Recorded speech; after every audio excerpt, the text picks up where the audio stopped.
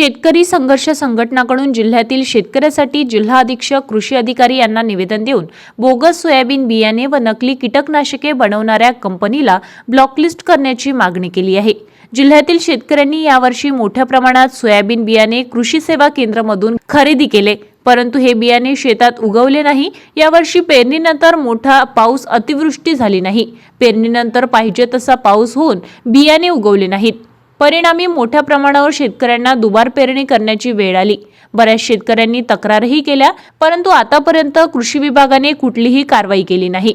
शेतकऱ्यांना बोगस बियाणे पुरवणाऱ्या कंपनीला ब्लॉकलिस्ट करून शेतकऱ्यांना तात्काळ नुकसान भरपाई देण्यात यावी व नकली कीटकनाशक जिल्ह्यात येऊ नये यासाठी सर्व कंपनीचे कीटकनाशक नमुने घेऊन प्रयोगशाळेत तात्काळ तपासणी करावी, जेणेकरून शेतकऱ्याची फसवणूक होणार नाही।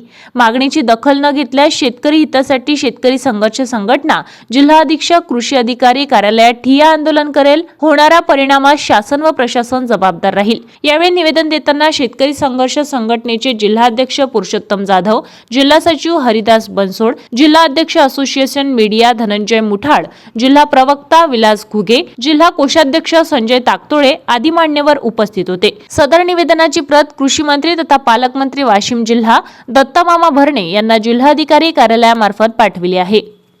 आपल्या शहरातील ताज्या घडामोडी व बातम्या बघण्यासाठी नंबर 1 न्यूज चॅनल अमरावतीला सबस्क्राइब करा, लाईक करा आणि शेअर करा।